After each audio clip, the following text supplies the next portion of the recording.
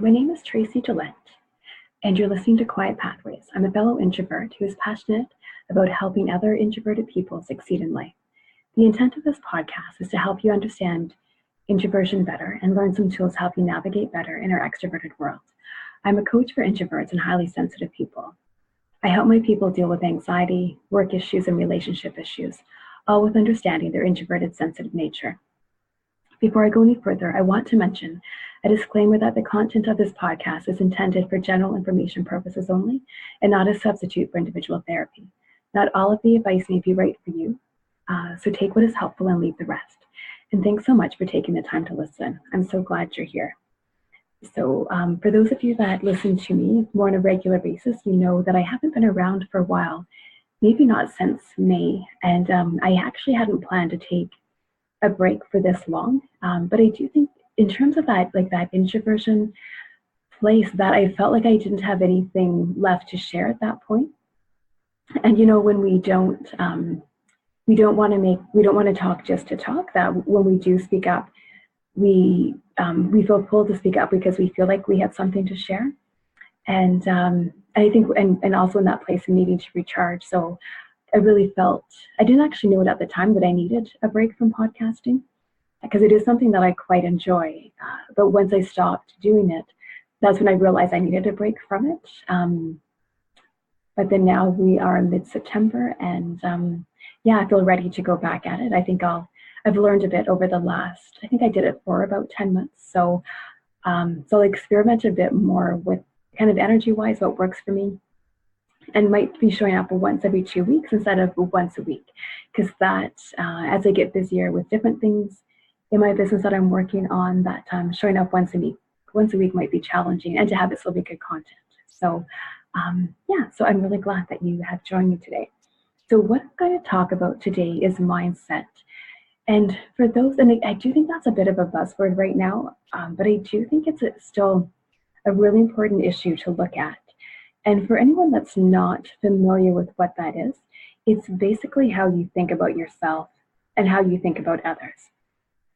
And we came to have that thinking based on how we were raised by the society that we live in. We don't all live in the same society. So if we lived in this, kind of like huge city and everybody's kind of out for themselves, or maybe grew up more in a farming community, we might have a different mindset because of that. And of course, in a huge city, there's still great communities in there. So I know that's a bit of a generalization, but our mindset essentially comes from outside of us. It's passed on to us. And so it's really important to know what our mindset is, because if we're not aware of it, we continue to do things exactly the same way, even though we want different results, and we don't know why we can't get different results or why we can't do that thing we really want to do. So, and just a bit about the brain. I am not an expert at all when it comes to the brain. I know kind of pretty basic information, but I think the information I know is helpful to really explain this. So our brain wants us to be efficient. It doesn't want to relearn things over and over again. So once we learned how to walk, we never have to learn how to walk again, unless of course something interferes with that. So the brain makes these pathways. So it doesn't have to think anymore about how to walk. It's just an automatic thing.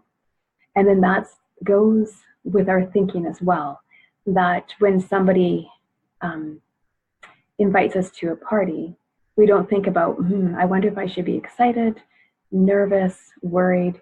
We just have this automatic response. And in the world of introversion, for us, it might be more anxiety. It could still be excitement, but anxiety often shows up there. Part of it is how we're wired. Part of it is when we do things over and over again the same way, that's how we build those pathways, which then makes it hard to change, because we're really fighting against kind of this automated system. And again, our brain likes us to be efficient. So to change our thinking, we really have to concentrate on that, and we have to do things differently. Because if we don't do things differently, nothing interrupts that automatic thinking. So as introverts, we tend to like to do things the same, stay in our comfort zone. We like predictability. those kinds of things, and I love them too. But if we can continue to do things the same way, our life will stay the same. And if we're happy with our life, that is absolutely great. If you're in a place of not being satisfied with your life, wanting a bit more, it really is important then to look at your mindset and how your thinking is actually maintaining your current life. And for me, that was a big light bulb moment when I realized the current way my life is because my thinking is maintaining that. And of course, there's outside forces that come with that. If I'm like, well, I can't go on this huge luxury vacation that I'm wanting to, that's if your bank account says you can do this type of vacation, not that type of vacation, it's not so much that. It's, if you do want better connections with people, if you do want to apply to that promotion at work, if you do want to start your own business, it gets more in that where our thinking might tell us that, no, that isn't safe. Just stay the course and continue on the way that you are. So that's where that thinking becomes problematic. So I was going to give an example about that in my own life, just to show in that place of how thinking can change a situation. So in my work as a therapist, I need to go to trainings. So in the past, when I would go to a work conference, usually the ones I go to are 2 days. So I would show up at the conference. Typically it's in a hotel, in like those big meeting rooms that they have. So they have all these tables set up, round tables. You go and you take a seat. So I would go into the conference room because I'm early. I'm always early there, so I have my choice of what seats to take. So I would find a seat where nobody else was sitting, and then I would proceed to look busy. So that that could be browsing on my cell phone. That could be reading a book. That could be like writing things down, whatever that looks like. And then when people would approach the table, I wouldn't acknowledge them. And then I would just kind of like sit there and be as quiet and as small as I could be. And when I look back on that, my thinking would be, nobody really wants to talk to me. I probably don't have anything of value to say. And then my anxiety would like just kind of, even if I wanted to speak, the anxiety would feel like it just stopped the words from coming out. So if I stayed quiet and small, I didn't activate the anxiety. It definitely activated shame though, like feeling bad about myself.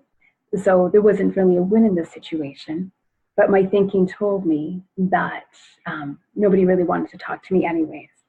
And when I look back historically, I can see this playing out over and over again. So whether this was in high school, when I joined a new group, any situation like that. So how I thought about it determined how I showed up. So now when I go to workshop, because I have done, I would say, a ton of work on my thinking.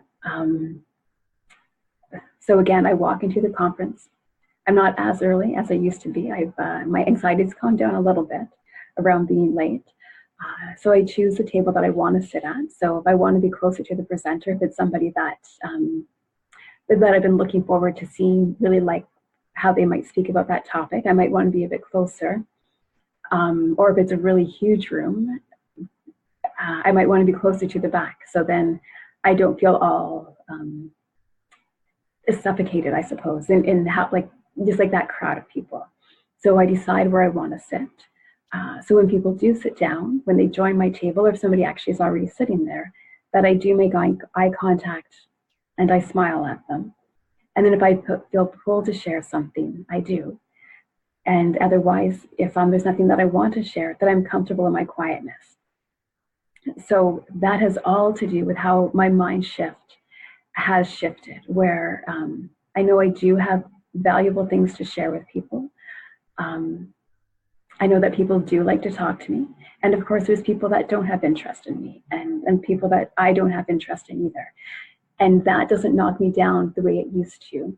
So I'm still a quiet person. I'm not, there's nothing in that description about being extroverted. That wasn't the solution. It was essentially, now I feel good about who I am, I like who I am. I still get irritated with myself. There's nothing, not, I don't want it to sound like that I'm perfect at all.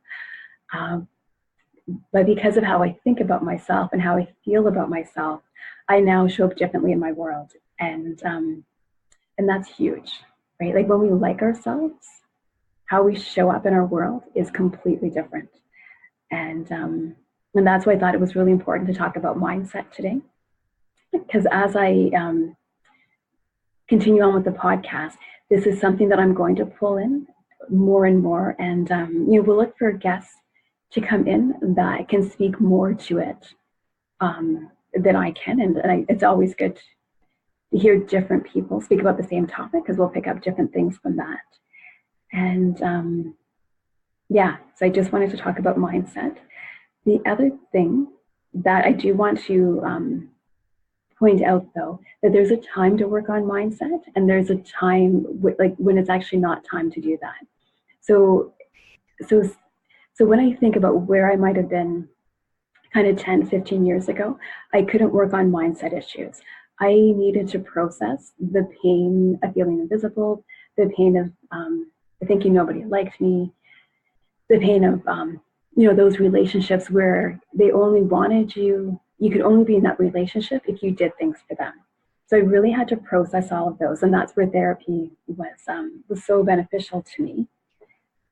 So if I think it's really hard to work on mindset if your pain, if those old wounds are still quite active. And let me know if that language makes sense to you, because that's probably a bit of therapy language. So so I think we need to process old stuff, because once we process old stuff, the pain isn't as big or as active, but our thinking can actually still be the same.